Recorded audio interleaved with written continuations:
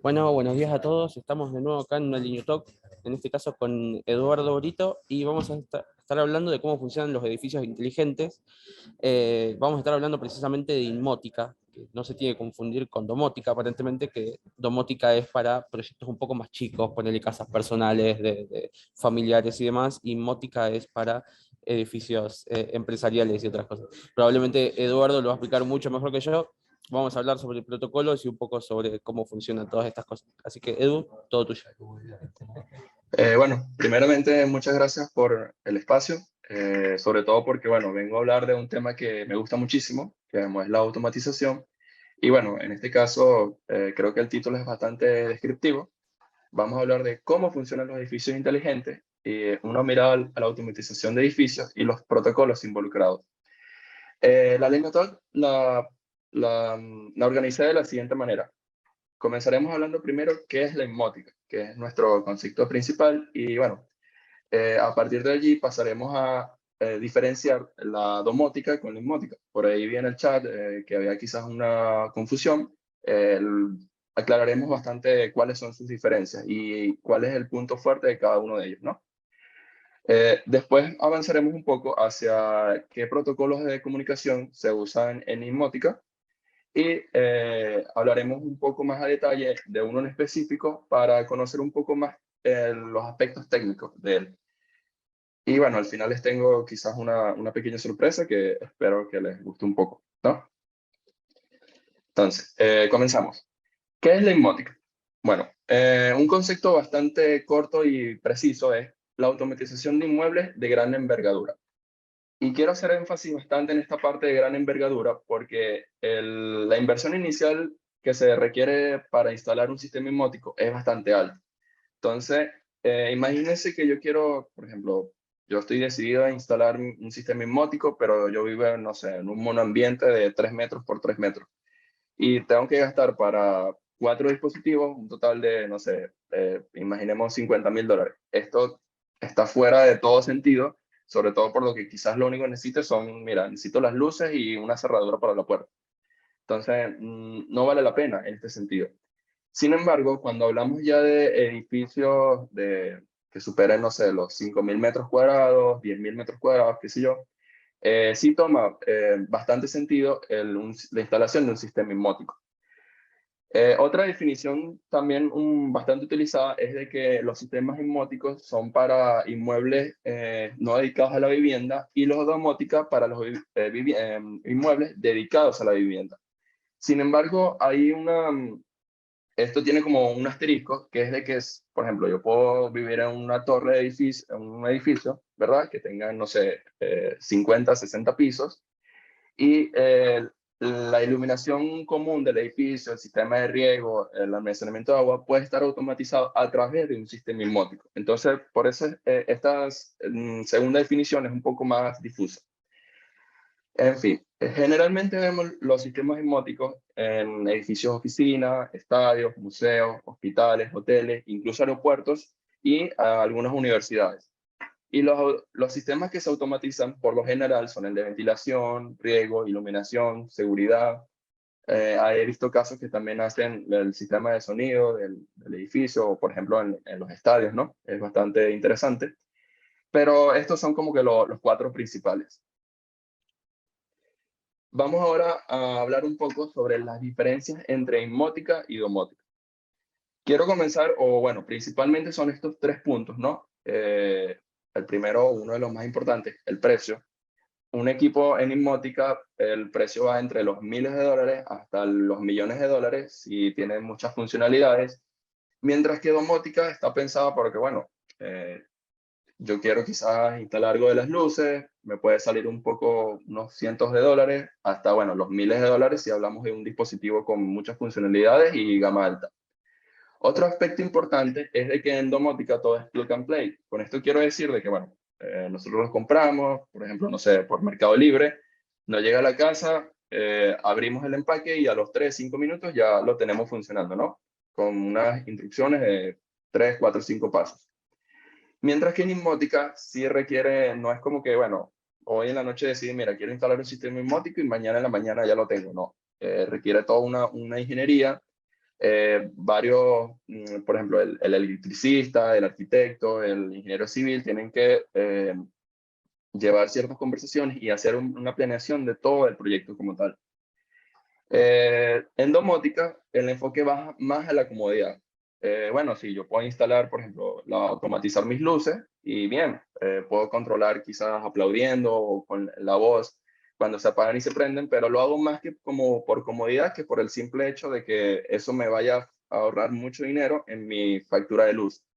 Sin embargo, en Inmótica, como hablamos de edificios muy grandes, sí tiene bastante sentido el ahorro de luz, de gas, de agua, etcétera, ¿no? Por eso, o sea, se prefiere como que hacer una inversión inicial bastante alta, pero al pasar de los años, el ahorro que me estoy haciendo en luz me permite recuperar la inversión. Además de que, bueno, por supuesto, la seguridad es diferente, los niveles de seguridad que hay que manejar en un edificio completo que quizás en un hogar, en una vivienda unifamiliar, ¿no? Entonces, bueno, estos son como las tres diferencias más remarcables entre un sistema y otro. Aquí voy a hablar de un concepto que a veces se tienden a pensar de que son lo mismo, pero realmente uno abarca el otro. Y es que Building Automation, o automatización de edificios en español, es simplemente medir y controlar las variables y el mantenimiento del edificio. Mientras que Building Control es el concepto de conectar a través de un bus eléctrico diferentes componentes. Estos componentes pueden ser, bueno, sensores, actuadores, el controlador principal, interfaces, etcétera, ¿no? Aquí abajo verán dos imágenes en forma como de diagramas, ¿no? La de la derecha es más un sistema o sí una topología centralizada. ¿A qué me refiero con centralizada? Toda la información se centraliza en un dispositivo o llamado controlador que se encarga de como de tomar las decisiones. Esto tiene una gran ventaja y una desventaja. Su ventaja es de que es más económico porque, bueno, solamente tengo como un dispositivo inteligente, entonces hace que el sistema sea más barato de implementar. Sin embargo, su gran desventaja es de que si este controlador se me daña, el sistema queda inservible porque no hay nadie quien procese los datos. Mientras que en la topología descentralizada vemos varios controladores que se encargan de partes específicas del sistema. Entonces, si uno de estos se llega a dañar, lo tengo que sustituir o le pasa algo, esa parte del sistema queda, no se utiliza, pero el total del sistema no se ve comprometido. Aquí, bueno, en esta imagen específicamente está en una topología en modo triángulo, pero existen otras como modo anillo, modo árbol, que bueno, en el concepto o el scope de esta línea TAC quizás no venga al cabo especificar o entrar tanto a detalle de cuáles son las ventajas y desventajas de cada uno de ellos, ¿no? Hablaremos un poco más sobre los protocolos de comunicación. Generalmente estos son los tres principales y otro aspecto importante es que son abiertos. Con abiertos quiero decir de que si yo soy fabricante de dispositivos para Inmótica, simplemente tengo que leer el paper, seguir unas instrucciones de cómo deben ser las instalaciones y o las normas que me rige este protocolo y lo puedo a partir de allí comercializar en mis equipos, que es diferente a quizás tecnologías cerradas como pueden ser, por ejemplo, eh, no sé, Philips o Amazon, que tengo que seguir como una norma específica o pedir licencia a las empresas dueñas de estos protocolos para poder comercializar equipos con ellos, ¿no? Bueno, en esta destacan tres, Long Talk, KNX y BACnet. Si se dan cuenta, bueno, aquí coloqué una imagen que dice Longworks y aquí dice Long Talk, es porque Long Talk como tal es el protocolo, mientras que Longworks es el estándar que suma varios protocolos para el desarrollo de sistemas inmóticos. Pero el protocolo como sí se llama Long Talk. KNX, que es el que hablaremos un poco más a detalle en las siguientes diapositivas, y BACnet, este es bastante antiguo y se usa sobre todo en Asia y en sistemas de ventilación, ¿no? Decidí hablar de KNX porque es bastante usado en Europa, pero hay ciertos edificios que lo usan aquí en Latinoamérica. Entonces me parece que es bueno porque tenemos como más cercanía quizás a ver ejemplos, ¿no? De edificios que usen sistemas inmóticos basados en KNX. Entonces, bueno, KNX, como ya dije, bueno, es un estándar mundial, nace de la unión de estándares más pequeños en cada país, específicamente en Francia y Alemania, que tenían sus estándares para sistemas inmóticos y deciden, mira, como que vamos a unir fuerzas para poder ser realmente el líder, a por lo menos comenzar en el mercado europeo y después podernos expandir. Actualmente es el líder del mercado europeo, pero no se limita a esto. También, como ya dije, hay varios edificios aquí en Latinoamérica que lo usan y también tiene bastante presencia en los países árabes, que tienen fama por tener edificios con bastante lujosos. Una de sus características es que usa una topología de bus descentralizada, el que había definido anteriormente, que tiene diferentes controladores que se encargan cada uno como de atender a esa parte específica del sistema. Y bueno, y una de sus características más importantes es que permite varios medios de comunicación. El primero de ellos es Twisted Pair, también conocido como par trenzado, que es simplemente un cable. Se llama par trenzado porque los cables van como enredados entre sí. Esto, bueno, tiene todo un efecto de propiedades eléctricas y magnéticas que se quieren evitar y eso, que bueno, tampoco vale la pena entrar a detalle en eso porque, bueno, sería otra charla más, ¿no? Powerline, que este sería más lo que la red eléctrica, por ejemplo, como la que tenemos en nuestro hogar. Este es bastante útil o se usa bastante porque como no requiere un cable adicional y ya generalmente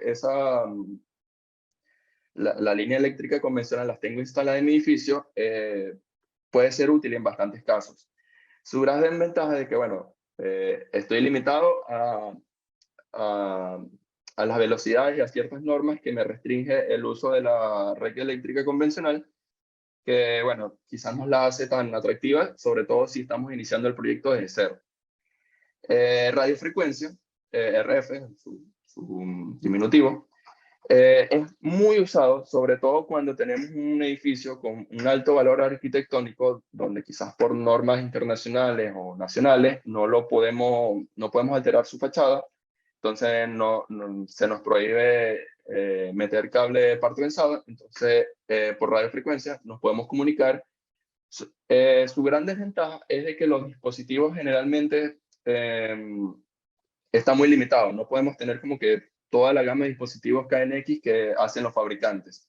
Entonces, bueno, hay que hacer siempre, esto restringe un poco como a los sistemas que podemos automatizar, pero bueno, está diseñado para ese caso específico donde quizás por distancia o porque el edificio no se nos permite cambiar su fachada, nos vemos obligados a usar radiofrecuencia. Y por último, mensajes IP, que es nada más y nada menos que siguiendo el protocolo TCP/IP, que, bueno, el que no sabe, ese es como conectamos nuestras computadoras en el día a día a través de red de áreas locales y posteriormente también a Internet, ¿no? Entonces, bueno, aquí, como ustedes saben, ahorita todos nuestros dispositivos, la idea es que se conecten a Internet, entonces por eso quería leer como que sus opiniones al respecto.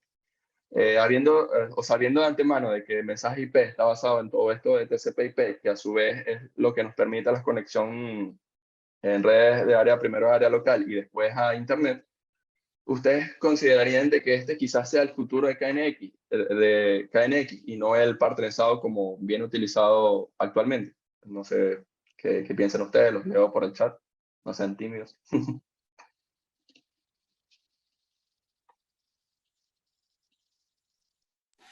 Supongo que la idea por ahí es mejor unificar los cables y que vaya todo por IP. Es bastante posible. Ahí veo que Pedro coloca que todo por IP. Suena una muy buena idea. Y sí, como dice Leo, hay que considerar pros y contras. Eh, ¿Qué pasa? Si se recuerdan, uno de los enfoques que hay que darle o por qué queremos instalar el sistema inmótico es para ahorrar dinero. Entonces, si hacemos instalaciones con KNX IP, necesitamos adicionalmente instalar switches.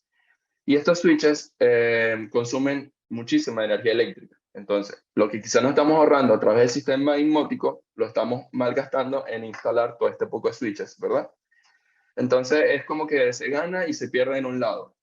Generalmente KNXIP se usa en la parte superior de nuestro sistema, o sea, la parte ya de control, de que si quizás yo quiero hacer después una aplicación de poder controlar todo mi edificio a través del teléfono, bueno, toda esta parte de control va por internet y después se conecta al troncal, que lo definiré más adelante, usando KNXIP.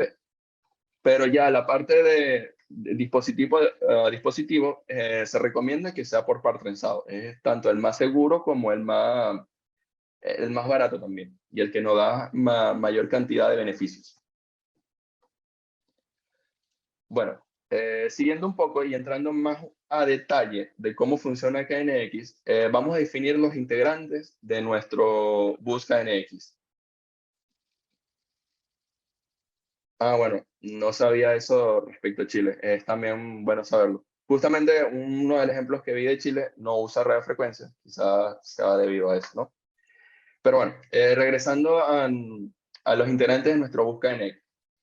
El bus tiene como que tres partes. Primero, su fuente de alimentación, que funciona originalmente a 30 voltios, aunque aquí coloqué de 21 a 30, porque 21 voltios es el mínimo que necesita el bus como para mantener su funcionamiento. Los dispositivos KNX, que simplemente son estos sensores actuadores que nos permitirán dar las funcionalidades a nuestros diferentes sistemas, y los acopladores de red, que bueno, ya hablaré un poquito más de detalle de cuál es su función y su importancia en el sistema más adelante, ¿no? Y bueno, ustedes se preguntarán, bueno, ¿y cómo un dispositivo le manda la información a otro? Bueno, eso lo hacen a través de lo que se conoce como telegrama KNX, que funciona a una velocidad de 9600 bits por segundo, es serial y asíncrono, ¿no? Aquí tengo un ejemplo de cómo son los campos en el telegrama KNX usando el par trenzado, dependiendo también del medio de comunicación, esto cambia, ¿no? Pero bueno, aquí tenemos el ejemplo del que enfocaré más a esta LineoTalk. Tiene un campo de control, un campo de dirección, los campos de datos y por último el campo de comprobación. Topología KNX. Cuando se decide escribir las normas del protocolo, se toman en cuenta un punto muy importante, que es de que se requiere que sea de fácilmente ampliable el sistema, porque quizás hoy yo tengo dinero suficiente para automatizar un espacio en mi sistema, y dentro de 5, 10, 15 años yo lo quiera agrandar o quiera abarcar más sistemas, ¿verdad? Entonces, eso es uno de los puntos fuertes de KNX, de que es fácilmente ampliable y está diseñado precisamente para abarcar una enorme cantidad de dispositivos en el mismo sistema. Y otro punto importante es de que puedo combinar los diferentes medios de comunicación dentro del mismo sistema. Entonces, por lo menos, quizás, por ejemplo, regresando al ejemplo con radiofrecuencia. Mira, la fachada del edificio no la puedo tocar, pero todo lo que está adentro, sí. Puedo poner cables, etcétera. Entonces, bueno, quizás al frente me importa o me resuelve este problema usando radiofrecuencia, pero ya toda la parte interna puedo usar par trenzado. Entonces, bueno, después de esto, avancemos con nuestro primer concepto básico de KNX, que es el concepto de línea. La línea es nada más y nada menos que un segmento de nuestro bus, que está compuesto por una fuente de alimentación y diferentes dispositivos KNX, que pueden ser, por ejemplo, sensores de movimiento, switches para prender y apagar las luces, etcétera, ¿no? Esta línea originalmente puedes tener hasta 64 dispositivos. Sin embargo, si yo siento que me quedo corto con esos 64 dispositivos, puedo adicionalmente, usando repetidores de línea, extenderlo hasta un total de 255. Sin embargo, es importante, si se dan cuenta, aquí en la imagen de la derecha, vemos de que aquí vemos que el dispositivo comienza en el número 4. ¿Por qué? Porque los repetidores de línea ocupan espacio dentro de mi línea. O sea, están entre los 255 dispositivos, los repetidores ocuparían la posición 1, 2 y 3. Entonces, Ahora avanzamos al concepto de área. ¿Qué es un área? Bueno, área es simplemente la unión de varias líneas dentro como de un área, por así decirlo, ¿no? Entonces, aquí ya vemos una gran diferencia respecto a domótica. Si habíamos dicho que anteriormente podíamos tener hasta un total de 255 dispositivos por línea y en un área podemos tener hasta 15 líneas, o sea, si hacemos la multiplicación de 255 por 15, ya vemos la enorme cantidad de dispositivos que podemos tener en apenas un área del sistema. Muy diferente a, por ejemplo, el bridge de Philips, que se usa para esto de las luces, que creo que, si mal no me acuerdo, puede tener hasta 50 o 60 dispositivos conectados en el mismo bridge, ¿no? Aquí ya vemos la enorme diferencia en cuanto a dispositivos. Pero como si esto no fuera suficiente, podemos tener hasta un total de 15 áreas. O sea, sería 15 por 255, ¿verdad? Eso da, no sé, como 50.000 más o menos dispositivos KNX en todo nuestro sistema. El acoplador de área, también llamado acoplador de línea, porque dependiendo si está en una línea o un área, es que tiene su nombre. Es un dispositivo que sirve como tráfico, como agente de tráfico. ¿Por qué lo digo así? Porque, bueno, yo, por ejemplo, tengo dos dispositivos conectados en mi línea. Y regresemos al ejemplo del sensor de movimiento y las luces, ¿no? Si yo tengo mi sensor de movimiento en la línea 1 y también las luces que necesito controlar, ese mensaje del sensor de movimiento diciendo, oye, mira, necesito que te actives porque está pasando Juan Cruz. Él no le interesa quizás a la línea 2 saber ese mensaje, porque él no tiene que tomar ninguna acción allá.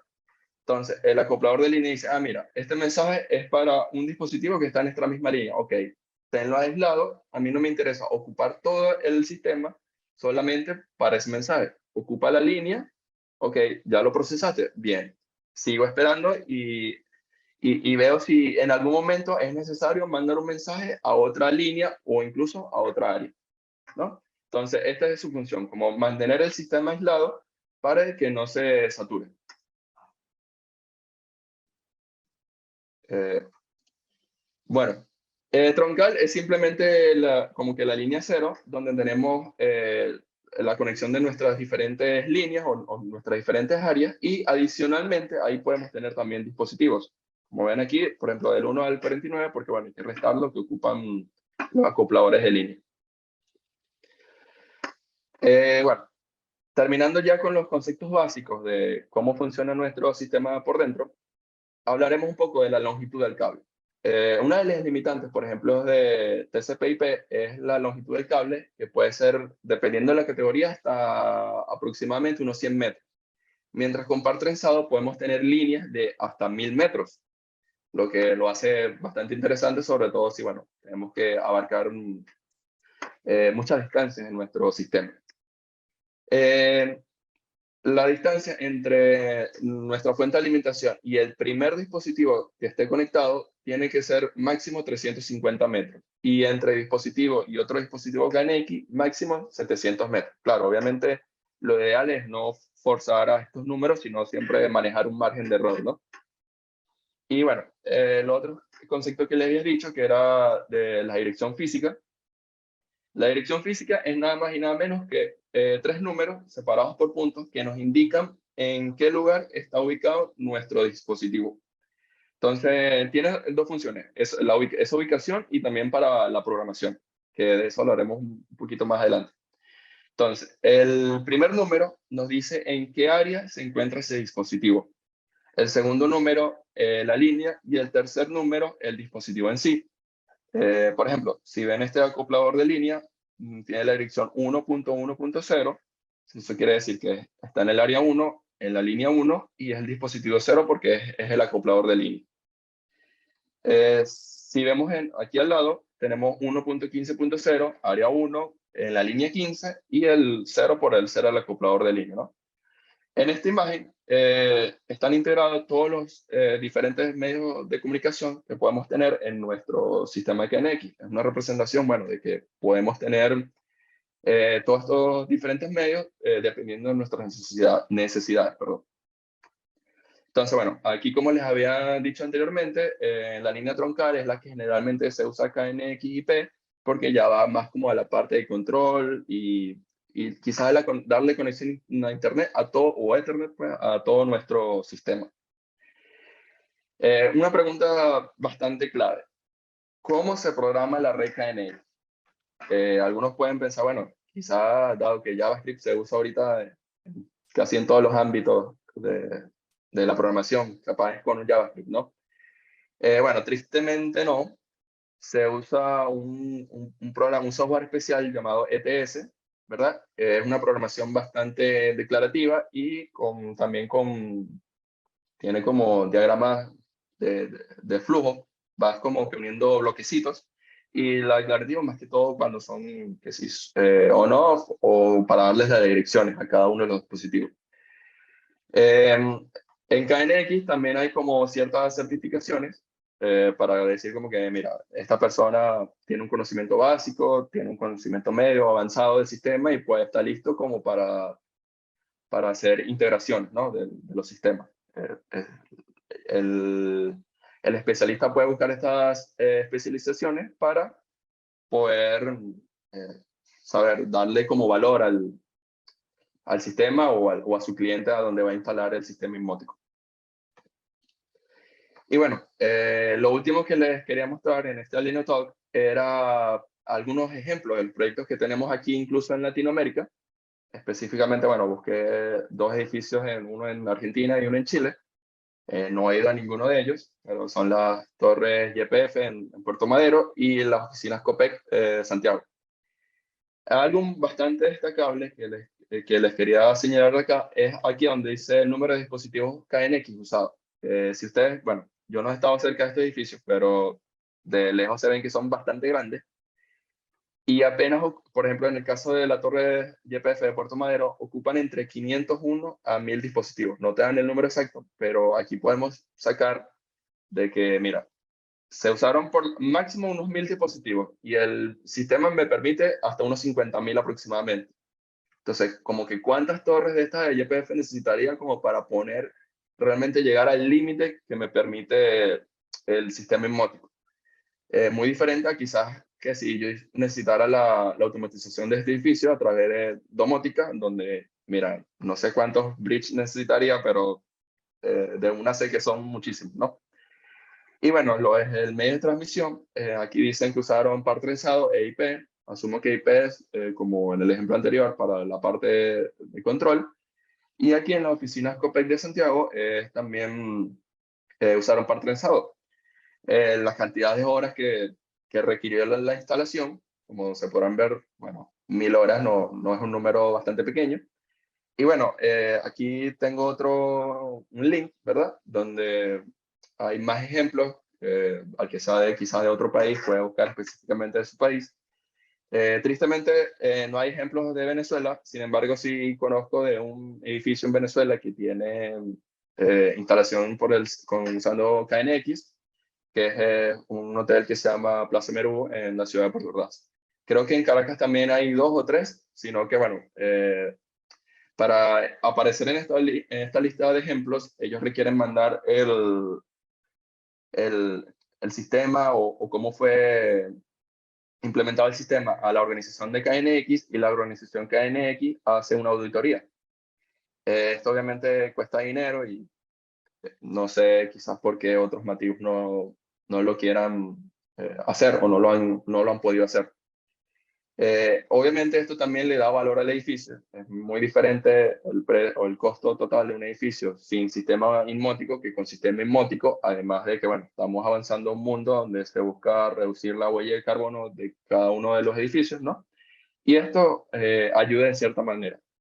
Ojalá en un futuro podamos encontrarnos de que esto no sea algo como específico de edificios súper lujosos y nuevos, sino más al común del día a día, que quizás, bueno, eh, me mudo a mi edificio, a un otro edificio o en el mismo, ¿cómo se llama? A las oficinas que voy todos los días, ver sistemas inmóticos instalados, porque bueno, esto además de dar confort, seguridad, también ayudaría al medio ambiente. Y bueno, sin más nada que decir, muchísimas gracias. Ya que prendo la cámara. Gracias a vos, Edu. Estoy acá con Fede acá al lado. A mí me quedó una duda. No sé si tenés idea qué dispositivos usan ahí en la torre IPF, ahí en Buenos Aires. De esos 1000, de Eh, esos 500.000. sí, bueno, justamente en la página dice, no te dice qué dispositivo exactamente, pero sí te dice qué sistema automatizaron usando KNX. Porque bueno, eso es otra cosa que quizás no nombré. Porque a veces, mira, a ti te sirve solamente automatizar la iluminación. Tú dices, bueno, ya yo tengo mi sistema de ventilación que tiene 20 años funcionando usando tal protocolo, pero me quiero modernizar que la iluminación pase a usar KNX. Entonces tú puedes comenzar con KNX solamente la iluminación y posteriormente, si te interesa, te funciona, ir sumándole diferentes sistemas, quizás el de agua, el de riego, etc. Entonces es así, pues. O sea, no te sé decir como que qué dispositivos exactamente están usando, pero la página sí te dice qué sistemas se implementaron usando KNX. Ok, excelente. No sé si alguien más tiene alguna pregunta. Por favor, Fede. Yo, ya que estoy acá, te pregunto. A mí lo que me preocupa de todo esto es el tema seguridad, porque ya mismo cámaras IP y demás, es claramente hackeable todo, y en un caso de un edificio de magnitud, sistemas de incendio, de riego, de ventilación, todo permeable a una conexión a internet. ¿Cómo se maneja el tema de seguridad? Sí, eso es algo bastante importante. Por eso también se ve mucho de que solamente usan la parte esta como de, de par trenzado, más que conectando todo a través de IP. Porque bueno, el protocolo es bastante específico, quizás necesitas a veces necesitas también conexión directa o al mismo dispositivo o al mismo cable, que probablemente no esté de fácil acceso, pero bueno, eso no quita de que todo en esta vida puede de alguna u otra manera ser hackeable y quizás sí se necesiten como, eh, ¿sabes? Como, así mismo como se quiere automatizar todo, tomar el mismo incentivo para que esta automatización no deje por debajo la seguridad de la red. Porque, bueno, imagínate el ejemplo de que, bueno, activas la alarma contra incendios, pero realmente no hay un incendio, sino que quizás es para robar o qué sé yo. Es un tema bastante delicado, ¿no? Sin embargo, bueno, el protocolo intenta abarcar lo más que se puede y tomando siempre en cuenta la seguridad y bueno, hasta ahí no sé si esto aclara tu pregunta, pero Gracias. Bien. ¿Alguna otra pregunta?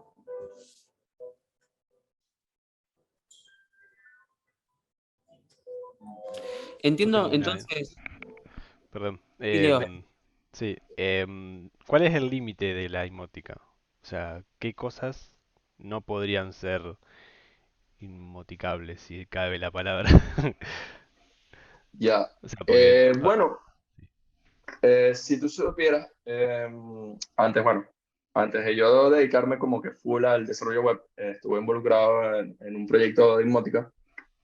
Y una de las cosas que más costó inmotizar o hacer un sistema inmótico como tal fueron la parte de sonido.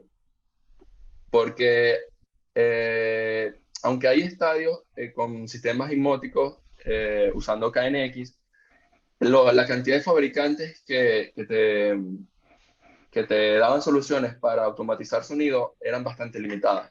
Y como esto se trataba de un proyecto en Venezuela, ese dispositivo no vendía, eh, ese fabricante, perdón, no vendía dispositivos en Venezuela. Y eso fue una de las razones por la que como que ese sistema al final se terminó sacando, ¿no? Sin embargo, de manera general yo creo que eh, hasta cierto punto casi todo puede ser modificado. Dependería más como que la disponibilidad o de que realmente ese dispositivo existe en ese momento, porque bueno, así como comenzó la domótica, quizás al principio eran solamente las luces, poco a poco tú vas buscando y vas encontrando que existe hasta el más, puedes domoticar hasta el más mínimo detalle de tu casa, ¿no? Entonces me imagino que también esto irá con un poco con que se vaya expandiendo esta idea de la inmótica, que entre más edificios, tanto construcciones nuevas como construcciones ya existentes, se modernicen y vaya habiendo una mayor disponibilidad de opciones en cuanto a los fabricantes. Bien, perfecto. Gracias. Nada. Excelente. ¿Alguna otra pregunta, chicos?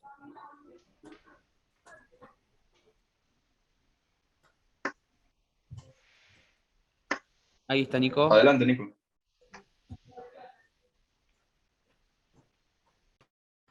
Lo lamento, estoy un poco aquí haciendo múltiples cosas.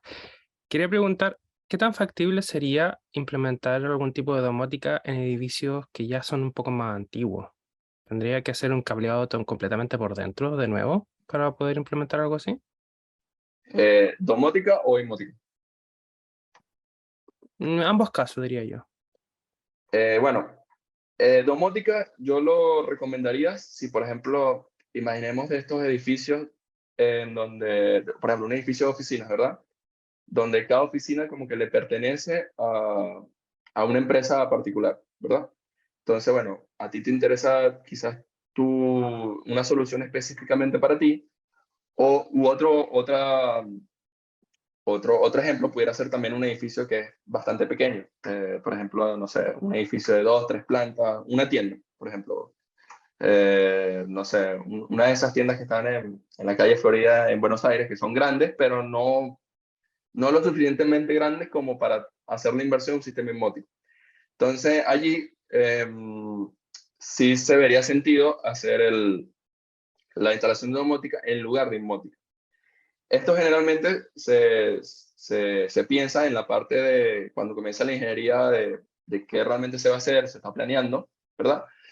Hay un punto donde tú como que ves el gasto que vas a usar para automatizar usando inmótica y el gasto que vas a requerir usando domótica y cuánto tiempo tarda esa inversión en regresarte a ti. Mira, si, no sé, necesitas gastar $100,000 y vas a recuperar la inversión, no sé, en 1000 años usando inmótica, pierde como que mucho el sentido, ¿no? Y quizás con domótica puedas reducir bastante tanto el precio como el tiempo que tarda en recuperar esta inversión. Eso por allí. En casa, en el hogar, al menos que vivas en una mansión, lo más recomendable sería domótica. Inmótica quedaría para esto de, mira, un edificio, las áreas comunes, y si este edificio realmente es bastante grande, ¿no? Y, y bueno, ya que si universidades, hoteles, qué sé yo, que son estructuras de miles de metros cuadrados.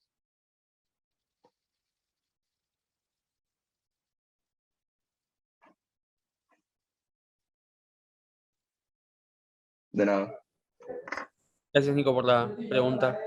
Chicos, ¿alguno más? Yo tengo una. Oye, Eduardo, ¿qué opinas de la combinación de la emótica con algo así como los paneles solar, con energía solar? Mira, justamente ya hace un tiempo, primero me parece que hacia allá debería avanzar, ¿no? Pero hace un tiempo leí una solución que me pareció bastante ingeniosa. Era un lugar donde estaba este edificio, llovía bastante, y el edificio tenía como unas compuertas que en el techo, cuando llovía, los tanques, tenía unos tanques que recogían toda esa agua de lluvia, y con esa se usaba para el riego de las matas, de la vegetación que estaba alrededor del edificio, e incluso parcialmente para los baños, o sea, que sí, en las posetas, qué sé yo. Entonces, el consumo real que requería el edificio de agua era bastante bajo. Entonces, mira, era como que o sea, eso más sumado a quizás usar paneles solares, haría de que lo que realmente como que se quiere, pues de que el edificio sea sustentable entre sí y quizás en un futuro también estos paneles solares, si produce más de lo que consume, pueden agregarse a la red eléctrica. Que eso, bueno, ya es otro concepto y sería otra anécdota más grande, lo de las redes eléctricas inteligentes. Pero bueno, yo creo que por allí debería evolucionar todo esto de los sistemas inmóticos, porque creo que sería la idea, pues, de dejar esa dependencia de la red eléctrica y del el agua como de la ciudad, sobre todo en estos edificios que consumen mucho, y que puedan ser de cierta manera autosustentables. Gracias, Edu. Excelente pregunta, me gustó.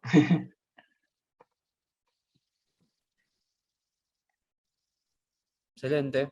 ¿Tenemos alguna otra pregunta? Quedan 13 minutos, así que pueden seguir preguntando. Ahí, Ricardo. Sí, hola, buenas. Bueno, mi pregunta va un poco, si yo quisiera como empezar en este mundo, me tendré que ir más por libro, más por curso, algo gratuito o algo de pago, más que nada, que tú piensas que es como la ruta para empezar. Bueno, en Internet hay bastante información, sobre todo de KNX. Me parece que se tomaron su tiempo en explicar bastante, ¿no? Lastimosamente, de las otras dos, tanto de ByteNet y Long Talk, sí es un poco más antiguo y tienes que irte como por los libros.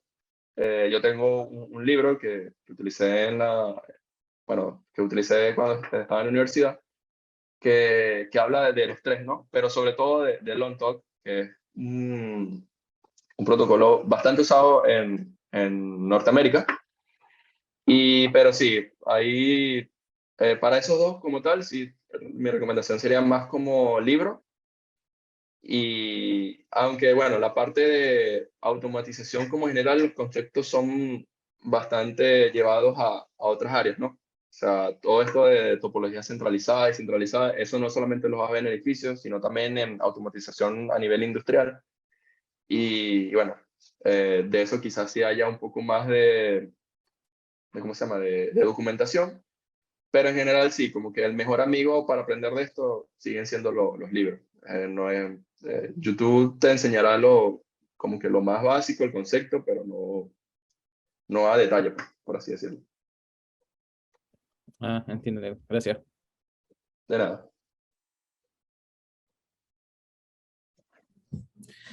A volver a los libros de redes, me parece. Que va por ahí. Sí. Bueno, chicos, ¿alguna otra pregunta?